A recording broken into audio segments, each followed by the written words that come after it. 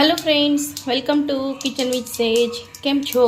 मजामां? Says वोराना जय जिनेन्द्र। फरी पाछा આપણે એક નવી રેસીપી લઈને આવી ગયા છીએ, જેનું નામ છે બોમ્બે સ્ટાઇલ વડાપાવ। વડાપાવ હવે બધા બનાવતા તો હશે ઘરે જરૂરથી, પણ હું કંઈક અલગ રીતે બનાવું છું, મને પોતાને એવું લાગે છે।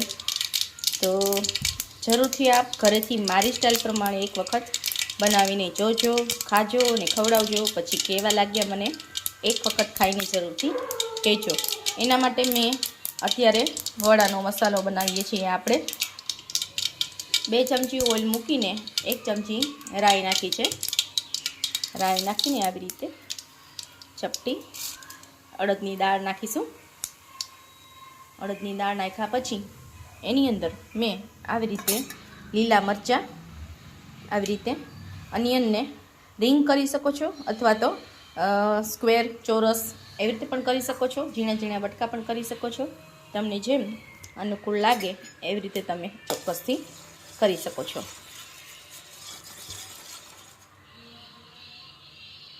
એ ટેસ્ટ પ્રમાણે અત્યારે તીખાસમાં આપણે લીલા મરચાં લઈ રહ્યા છીએ, એટલે લીલા મરચાં થોડા તીખા જ લેવા। આવી રીતે અનિયન આની અંદર જ નાખી દઈએ છીએ આપણે, મસાલાની અંદર જ। ગાર્લિક નાખવાની જરૂર નથી, કેમ કે આપણે પાવની અંદર ગાર્લિકની પેસ્ટ આપણે લગાડીશું। આની અંદર તમને જો આદુનો ટેસ્ટ ફાવતો હોય તો તમે જરૂરથી નાખી શકો છો। થોડા સોતે થવા દેવાનું છે આ રીતે। ગેસની ફ્લેમ થોડી હાઈ રાખું છું। હવે એની અંદર મસાલા કરીશું, ટેસ્ટ પ્રમાણે સોલ્ટ નાખીશું, માઇનોર પિંચ હળદર નાખીશું। લાલ મરચું નાખવાની જરૂર નથી, કેમ કે લીલા મરચાં આપણે તીખાસવાળા લીધેલા છે। આવી રીતે હલાવતા જઈશું ધીમે ધીમે।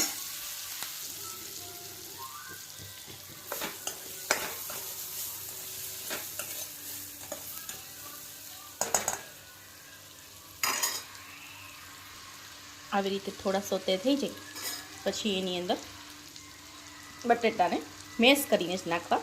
માવો કરવાનો છે આનો એકદમ, આવી રીતે મેશ કરતું જવું અને નાખતું જવું એની અંદર।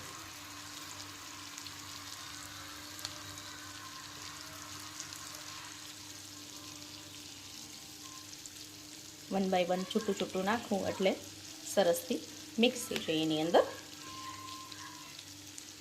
આ રીતે બટેટાને આપણે એડ કરીશું।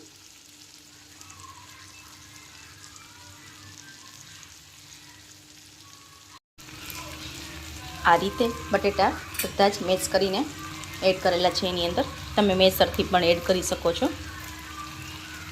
ટેસ્ટ પ્રમાણે થોડી ખાંડ એડ કરીશું, ખટાશ અને ગળાશ બેવું એડ કરીશું, થોડું લીંબુ એડ કરીશું આ રીતે।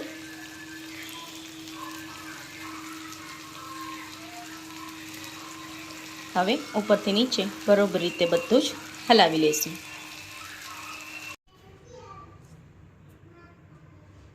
હવે વડાપાવ માટેનું આપણે ચણાના લોટનું બેટર બનાવવા જઈ રહ્યા છીએ। તો આ રીતે અંદાજિત માપ પ્રમાણે ચણાનો લોટ લઈ લેવો, એની અંદર ટેસ્ટ પ્રમાણે થોડું સોલ્ટ એડ કરીશું આ રીતે। આ રીતે થોડું લાલ મરચું એડ કરીશું,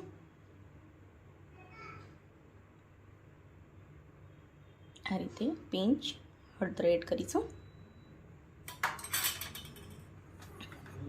બધું જ હલાવી લઈશું બરાબર, અને થોડું થોડું પાણી નાખીને બેટરને વડા ઉતરે આપણા એવી રીતે લિક્વિડ ફોર્મ બનાવું છું, બતાડું છું કઈ રીતે બનાવશું।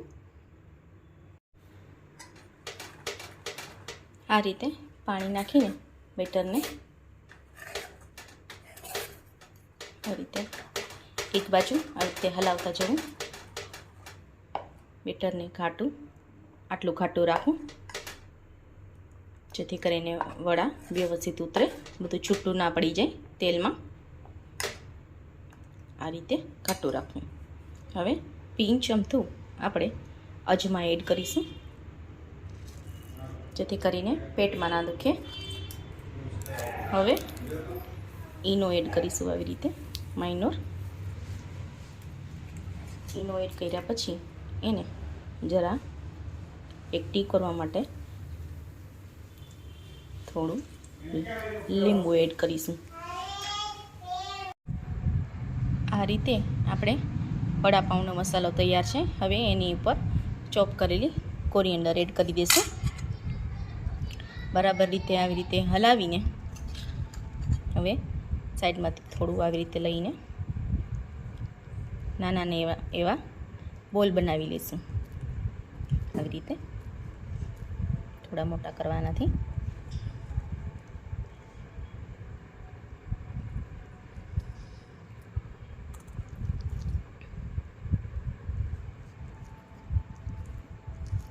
આ રીતે બોલ બનાવતા જશું અને સાઈડમાં ડીશમાં મૂકતા જશું.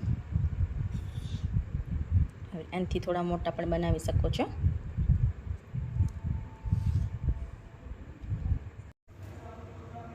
આ રીતે મોટા મોટા વડા બનાવીશું. તેલ મૂકી દીધું છે પ્રીહીટ કરવા.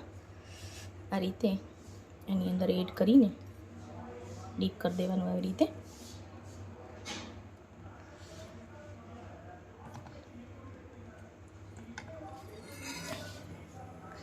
તેલની ફ્લેમ હાઈ રાખું છું.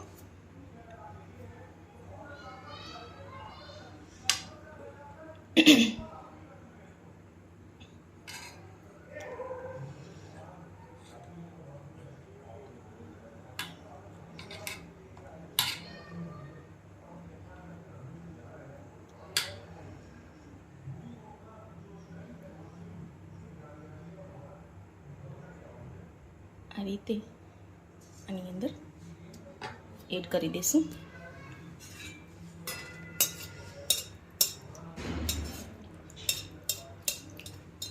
આવે એટલે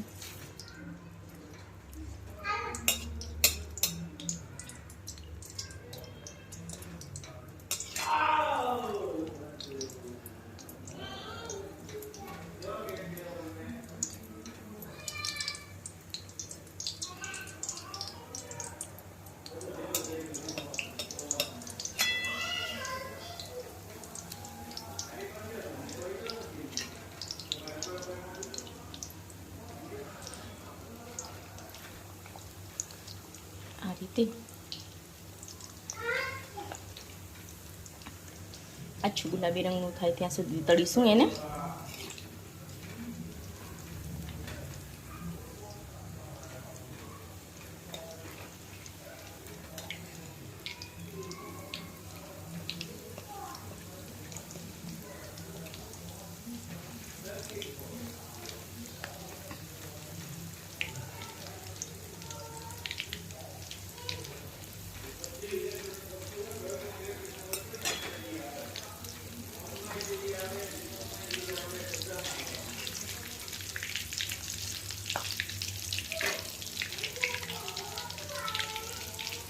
હજી એક પાછું તળી લેશું આપણે. આ રીતે આની અંદર એડ કરીને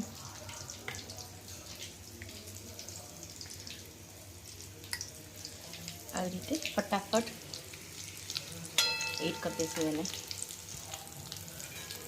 હલાવ બહુ નહીં કરીએ. આવી રીતે તેલ ઉપરથી જ નાખશું જેથી કરીને છૂટું ના પડી જાય.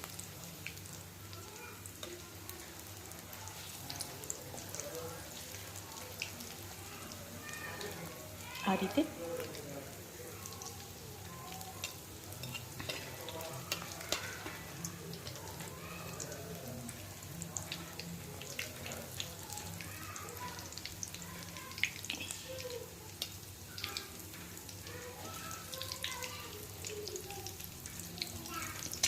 આછું ગુલાબી કલરનું થાય એટલે કાઢી લેવું. આ રીતે પાવને કટ કર્યા પછી એની અંદર આપણે આવી રીતે બંને બાજુએ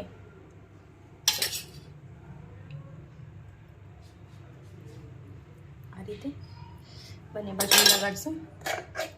લસણની પેસ્ટ છે, ગ્રીન ચટણી છે, આ રીતે બંને બાજુએ ગ્રીન ચટણી લગાડીશું.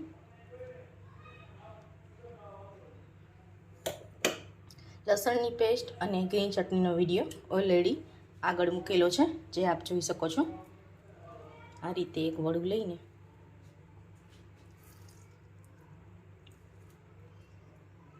બરાબર સેન્ટરમાં રાખીને આ રીતે પ્રેસ કરી દેવું.